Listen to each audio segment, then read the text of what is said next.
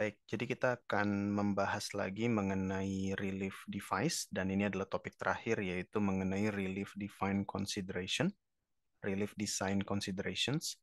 Jadi kita kembali ke bagian ini, kita menentukan di mana kita akan meletakkan relief device kita tentukan tipe yang akan kita pasang, kemudian kita mendevelop relief scenario atau relief event yang possible, kemudian acquire data akuisisi, either prosesnya atau reliefnya itu involve satu phase atau multi phase atau two phase. Dan setelah kita melihat semua senarionya, kita tentukan mana worst case scenario yang membutuhkan venting area yang paling besar dan tentu saja kita akan mendesain relief sistemnya. Nah, kita akan membahas beberapa consideration yang perlu saat kita melakukan desain.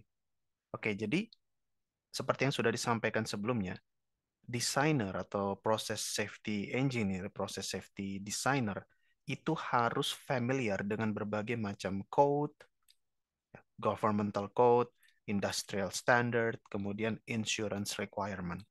Ya, proses kita biasanya punya asuransi, dan asuransi, lembaga yang menyediakan asuransi juga punya beberapa requirement ya.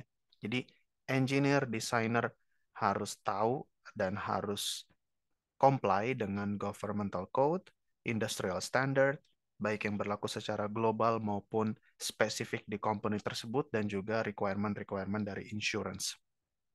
Oke, hati-hati. Government, local government itu bisa berbeda-beda code-nya.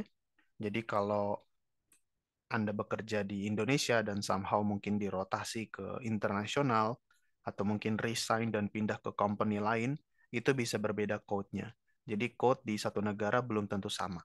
Oke, dan code-code itu ada banyak lembaga, ada beberapa lembaga yang mengeluarkan, mempublikasikannya. Nggak selalu sama antara satu lembaga dengan lembaga yang lain. Jadi sebaiknya engineer itu at least tahu berbagai macam variasi standar ini dan menentukan mana yang paling cocok, mana yang paling bagus untuk dipakai di spesifik proses kita. Tentu saja lagi-lagi harus patuh dengan governmental code, insurance requirement yang dipakai oleh company tersebut, dan juga practice, best practice, recommended practice, safe practice di company tersebut. Nah, ada beberapa lembaga, misalnya American Society of Mechanical Engineer, ASME, American Petroleum Institute, API, National Board of Fire Underwriters, misalnya. Ya. Dan juga misalnya mungkin ada Persatuan Teknik Kimia Indonesia, itu juga bisa lembaga teknik kimia, Perhimpunan Ahli Teknik Kimia Indonesia, itu juga mungkin ada beberapa code yang mereka rekomendasikan, yang mereka pakai, itu juga harus kita familiar dengan itu. Oke. Dan another important consideration itu misalnya adalah reaction forces. Kalau kita bermain dengan reaksi yang akan tergenerate ketika relief material flow melalui relief system at high speed. Ya, misalnya kita punya reaktan atau mungkin di situ juga ada katalisnya gitu, dan somehow relief terjadi, material ini dikeluarkan melalui relief system, tentu saja pada kecepatan yang tinggi, high speed, akan ada reaction forces nggak? Apakah ada reaksi terjadi di perpipaan disposal? Apakah akan terjadi reaksi di perpipaan relief system tersebut? Atau pada valve-nya apakah mungkin akan terjadi reaction di situ? Itu juga harus kita antisipasi. Ya. Dan kita bisa refer misalnya ke API Recommended Practice 5207 punya guideline tentang itu. Oke. Dan khususnya dalam hal ini ya, normal stress analysis itu yang direkomendasikan. Tapi ini bukan subjek dari perkuliahan atau pembelajaran kita. Nah, lagi ya again, bahwa masing-masing company itu bisa punya filosofi yang berbeda-beda. Ya, kita perlu recognize bahwa company filosofi dan regulatory authorities dari government, oke, itu sangat menentukan bagaimana kita mendesain final disposal system. Oke, khususnya dari standpoint polusi. Ya, tentu saja ada mungkin negara yang atau juga company yang very strict tentang pencemaran, negara yang very strict dengan pencemaran, pencemaran ke atmosfer ataupun ke laut ya, misalnya offshore proses offshore operation, itu tentu saja akan sangat mendikte bagaimana kita mendesain final disposal kita. Jadi ketika kita melakukan relief design, proses desain, itu harus kita consider. Oke? Dan biasanya karena adanya peraturan bahwa kita tidak boleh sembarangan membuang ke atmosfer, itu jarang kita venting ke atmosfer. Ya. Jadi dalam kita melakukan desain, exitnya atau discharge atau pembuangan dari rilis atau dari relief ini akan ditangkap oleh komponen unit kerja yang lain. Nanti kita akan bahas di belakangnya. Nah, in most cases, relief itu akan pertama di discharge ke sistem knockout, KO system. Ini untuk apa? Untuk men-separate liquid dari vapor. Misalnya kita melepas membuang two phase, dua fasa. Nah, ini akan disalurkan dulu, tidak langsung sembarangan dibuang ke atmosfer, tapi akan diteruskan ke knockout system, ya, sebuah tangki, sebuah drum. Dia akan memisahkan liquid dengan vapor. Liquidnya nanti akan dikolek, akan dikumpulkan, dia akan settle di bottom dari drum, sementara vapornya ini akan diteruskan, akan di-discharge ke treatment yang lain. Oke? Nah, vapor treatmentnya, treatment dari vapor itu tentu saja akan bergantung kepada seberapa hazardous atau seberapa toxic si vapor itu. Ya, tergantung dari toxicity-nya, tergantung dari level hazard dari vapor itu, kita bisa pasang condenser, scrubber, incinerator, flare, atau bahkan kombinasi. Ya, intinya kita tidak sekedar membuang, kita venting ke atmosfer, tapi kita contain. Apa yang sudah kita relieve, kita rilis, kita buang itu kita contain. Ada KO system, kemudian ada penampungan liquid, dan ada penangkapan si vapor. Kita treat lagi vapornya. Jadi semuanya itu tercontain sampai akhirnya kita betul-betul buang di ujung. Oke? Nah, total containment are commonly used dan they are becoming industrial standard. Jadi teman-teman mulai dari sekarang mindset-nya adalah ketika terjadi upset, relief terjadi, release itu terjadi, pembuangan terjadi, kita harus total containment. Jangan ada yang spill, jangan ada yang tercecer, jangan ada yang tumpah, jangan ada yang langsung terbuang ke atmosfer tanpa kendali, tapi harus kita contain. Ini yang harus menjadi standar kita. Nah, yang pertama misalnya ada blowdown drum. Jadi kita punya reaktor, rapture disk. Ingat, rapture disk tidak langsung dibuang ke atmosfer ya, tidak langsung dibuang ke atmosfer seperti ini, tapi akan ada pipa long radius, ya radiusnya cukup panjang. Kemudian ada dia turun ke bawah gitu ya, dan akan ditangkap oleh blowdown drum. Ya, ini menjadi containment kita, ya relief containment system dengan blowdown drum. Tentu saja ini adalah separator horizontal, dia akan memisahkan liquid dari vapor. Ini misalnya level dari liquidnya, level dari liquidnya. Ya, liquid pasti karena densitasnya lebih tinggi, dia akan tertampung di bawah, sementara vapor yang densitasnya lebih tinggi, dia akan rise up. Nah, ini akan menuju ke condenser atau flare atau scrubber tergantung toxicity-nya atau hazard-nya. Ya, itu blowdown drum atau knockout drum sama aja ya, atau bisa disebut juga catch tank. Lebih sering disebut KO drum gitu ya. Dan ini bentuknya horizontal yang akan mengoptimumkan separasi antara liquid dengan vapor. Ya, dia akan men-separate vapor dengan liquid, oke, dan hold up vessel for the disengaged liquid.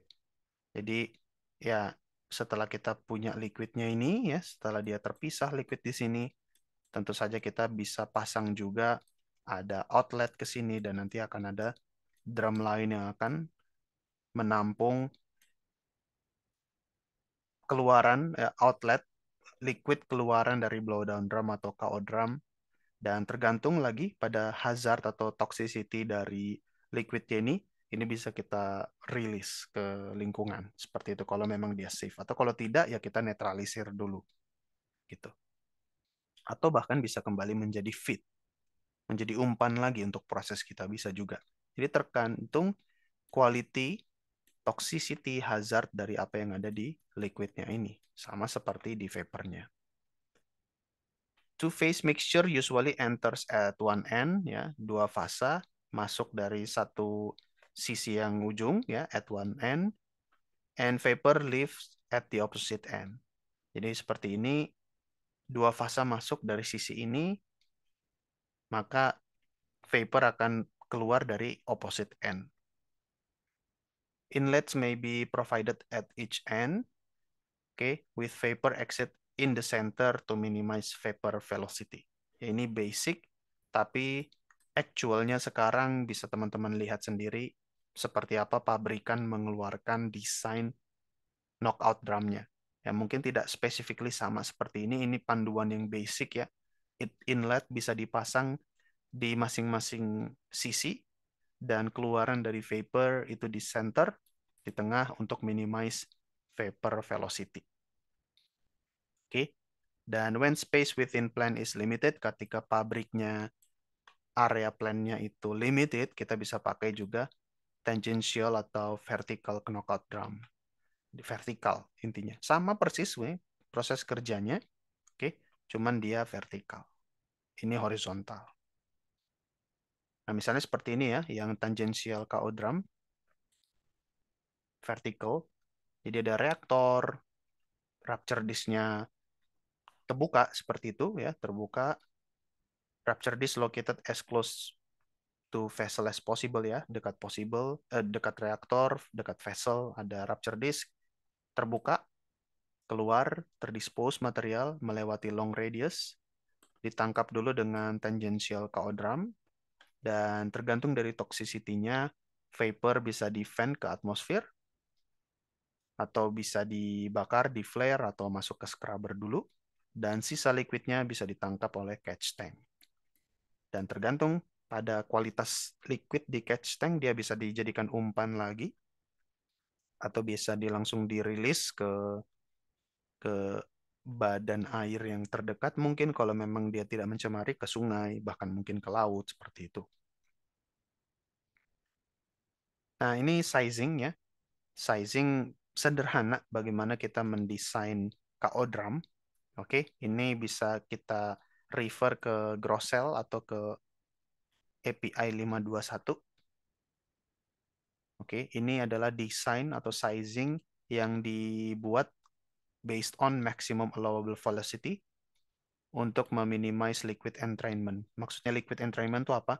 Ketika vapor release ya melalui outlet, itu bisa aja ada liquid-liquid yang terentrain, dan kita nggak mau ada liquid yang keluar, bahkan mungkin di venting ke atmosfer masih ada liquid-liquid yang terentrain dari aliran vapor. Jadi kita ingin mendesain separator kita, KO drum kita sedemikian rupa, velocity-nya aman, dan kita bisa minimize liquid entrainment. Nah, kita hitung dropout velocity dari partikel ya, dropout velocity dari partikel, dalam hal ini partikelnya adalah liquid droplet di stream 2 fasa, itu bisa kita hitung dengan rumus ini. UD adalah dropout velocity, ya, indeks D-nya ini adalah dropout. U di sini seringkali kita pakai untuk velocity. G adalah acceleration due to gravity. dP adalah particle diameter, liquid dropletnya seperti apa, average diameternya, kemudian density dari liquid, ya, dan juga vapor density, dan juga drag coefficient. C di sini drag coefficient.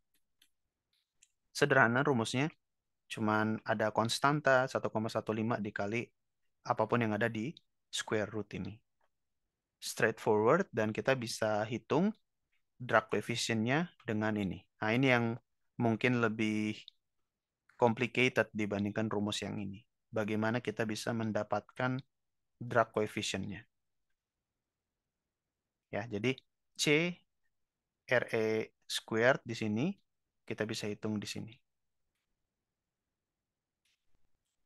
Oke, misalnya C-nya di sini, C RE squared-nya di sini, kemudian kita naik ke atas, kita sudah punya kurva di sini, dan belok ke kiri kita bisa tangkap drag coefficient-nya. Si RE squared ini unitless. Sementara rho v adalah centipoise. Oke, jadi sederhana seperti itu. Teman-teman bisa refer juga ke textbook untuk contoh soalnya. Kita lanjut dengan flare. Nah, flare ini sometimes used after knockout drum. Jadi misalnya kasusnya di sini, kita punya KO drum, rilis dari vapor bisa langsung dibakar di flare stack. Ya. Oke, objektif dari flare tentu saja adalah untuk membakar sisa-sisa yang masih combustible. Ya, combustible atau toxic gas. Lebih baik toxic gas atau combustible gas ini dibakar, di flare dibandingkan directly langsung dibuang ke atmosfer. Karena itu bisa meracuni warga lokal terdekat, meracuni operator, atau bahkan bisa terbakar gitu kalau bertemu dengan sumber panas, sumber api seperti itu. Jadi lebih baik dibakar secara terkendali oleh flare dibandingkan terbakar di tempat yang kita tidak kehendaki karena kurangnya pengendalian. Ya, lebih baik kita bakar combustible atau toxic gas menjadi combustion product, dan combustion product ini sudah non toxic dan sudah tidak lagi combustible tentunya. Nah, kita perlu tahu dalam desain kita, desain consideration, diameter dari flare ini harus suitable untuk membuat api yang stable. Ya. Jadi apinya itu kalau bisa stable, nah ini sangat ditentukan dengan diameter dari flare. Nah, diameter dari flare tentu saja nanti akan menentukan velocity dari aliran vapor. Oke. Nah, when vapor velocity are greater than 20% of the sonic velocity. Ya. Jadi kita harus tentukan dulu ya velocity dari vapornya ini berapa? Apakah 20% di atas sonic velocity? Nah, jadi kita harus tentukan juga sonic velocity-nya berapa? Apakah 20% di atas sonic velocity? Ya, kita tentukan seperti apa, baru kita desain sedemikian rupa diameter dari flare kita supaya tidak terjadi blowout. Nah, bukan cuma diameter, tapi juga tinggi dari flare. Itu harus ditentukan berdasarkan panasnya. Panas di ujungnya flare itu kan, di ujungnya flare itu api. Nah, panasnya itu kira-kira berapa? Misalnya berapa joule gitu, berapa energinya di situ. Nah, berdasarkan itu kita tentukan tinggi dari flare. Oke. Okay? Dan resulting potential damage to equipment and humans. Kalau terekspos dengan panas yang terlalu dekat dari ujung flare. Nah, ini usual design criterion is that heat intensity-nya di bottom atau di base dari stack itu tidak melewati, nah ini satuan yang lebih tepat ya, 1500 BTU per hour per square foot ya. The effect of thermal radiation bisa dilihat di sini. Misalnya intensity-nya 2000 blisters dalam 20 second. Kalau kita dekat dengan api dari flare dengan intensity sekian 2000 dalam 20 second aja kita bisa blisters kulit kita. 5300 cepat sekali blisters in 5 second. Oke. 3000 sampai 4000 udah cukup untuk mengignite, men-trigger api di kayu, wood, vegetation. Jadi kalau pabrik kita, proses kita di tengah kebun, dekat kebun warga, ini sangat hati-hati kita jangan sampai flare kita terlalu pendek. Ya. Dan cukup 350 aja sudah ada radiasi. Artinya kita sudah bisa merasakan panasnya. Dari jarak cukup jauh pun kita sudah merasa panas dan ini akan sangat mengganggu konsentrasi operator, mengganggu konsentrasi kita kerja gitu ya. Karena panas, karena radiasi ini. Jadi again, tinggi dari flare bukan cuma diameternya tapi tinggi dari flare ini harus jadi salah satu design consideration kita. Nah, using fundamental radiation ya, kita belajar ini di perpindahan panas ya. Kita tahu bahwa heat intensity Q at specific point is a function of heat generated by the flame. Ya. Jadi heat generated by the flame itu kita simbolkan QF dikali emissivity epsilon, dan tentu saja bergantung dengan distance ya dari api ya. Pengamat ke api jaraknya berapa itu adalah R. Sedemikianlah kita bisa hitung berapa heat intensity-nya. Nanti heat intensity-nya ini yang kita masukkan ke tabel ini. Apakah 2000 atau di atas itu atau di bawah itu atau mungkin di bawah 350 sehingga kita bisa meminimize radiasinya, solar radiation-nya. Jadi it's very simple ya. Yang penting kita tahu kita punya data reference untuk emissivity ya. Kita tahu berapa heat generated dari flame-nya dan tentu saja kita bisa mendesain jaraknya ya. Kita bisa tentukan lokasi flare stack berapa meter dari kantor misalnya atau berapa meter dari kebun warga terdekat, berapa meter dari jalan raya mungkin kalau memang dekat dengan jalan raya itu bisa kita tentukan. Ya. Nah, assuming flame height 120 df dan emissivity 0,048 akar dari M, heating value 20.000 BTU per pound. Kalau kita assuming ya, ini base case ya, apinya 120 df, emisivitasnya bisa kita pakai korelasi 0,048 dari akar M, dan heating value-nya 20.000 base case apinya gitu ya, nggak terlalu, bukan api yang terlalu ekstrim atau terlalu kecil.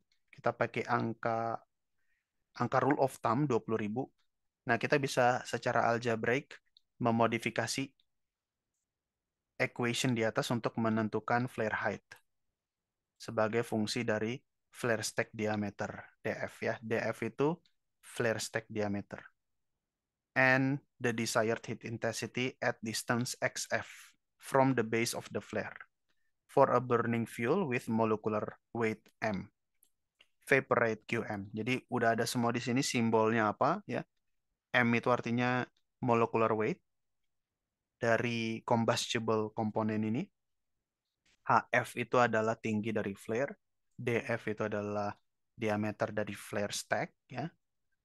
Kemudian QM adalah vapor rate. Nah, kita bisa tentukan berapa tinggi apinya dengan rumus ini. Oke, slide-slide terakhir scrubber. Scrubber ya. Jadi ini juga penanganan atau treatment untuk vapor. Tadi itu flare stack, sekarang scrubber. Nah, fluid from relief yang seringkali dua fasa, two phase flow, harus pertama-tama masuk ke KO drum, KO system. Nah, liquid dipisahkan, kemudian vapor dipisahkan. Oke, liquid subsequently collected ya dengan catch tank misalnya. Dan vapor ya uap itu bisa kita venting langsung ke atmosfer kalau memang aman, atau kita treatment lagi. Tadi salah satunya adalah treatmentnya di flare stack. Nah, if vapor are non-toxic, non-flammable, jadi nggak bisa kita bakar di flare stack, tapi dia juga non-toxic, okay, they may be vented langsung ke atmosfer.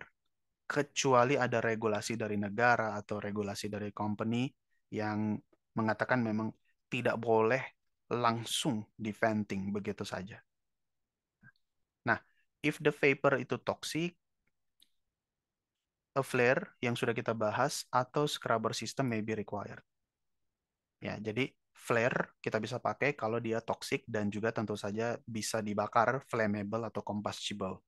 Ya, tapi kalau tidak combustible berarti nggak bisa kita bakar di flare.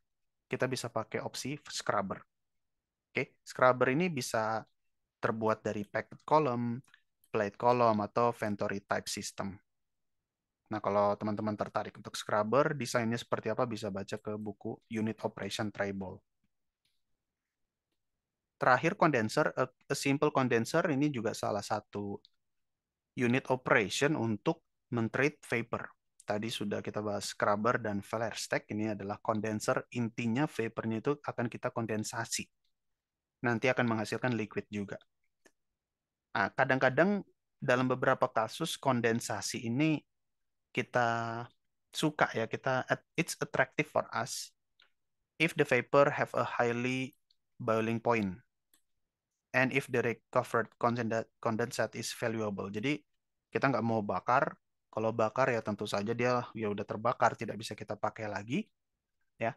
Tapi kalau kondensatnya ini ya liquid yang sudah hasil kondensasi ini, kondensatnya ini masih punya high boiling point dan juga dia masih valuable, kita akan prefer untuk kondensasi. Oke. Jadi kondensasi dengan kondenser ini harus selalu kita evaluasi, harus kita consider ya. Karena itu simple dan nggak terlalu mahal, less expensive ya. Dan ini akan minimize volume of material that may need additional post treatment. Jadi ada beberapa dengan kondenser ini kita akan meminimize jumlah yang harus kita treat lagi belakangan. Jadi kalau sudah kita kondensasi, udah kita tangkap, biasanya ini udah simple banget, nggak perlu lagi ekstra prosesnya, nggak perlu lagi treatment-treatment yang lain. Ya, jadi at the end ini simple, ini less expensive, bahkan ini bisa menjadi fit lagi, material lagi, ya, raw material lagi untuk proses kita. Jadi harus dalam desain kita harus selalu mengconsider kondenser ini cocok atau enggak untuk proses kita. Jangan kita skip. Dan kalau tertarik, kondenser sistem ini bisa kita baca desainnya dengan buku Kern.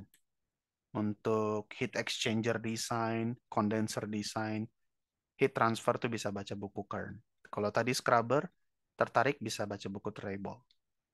Oke, jadi demikian beberapa consideration dalam kita mendesain relief kita, relief device dan relief system kita. Terima kasih.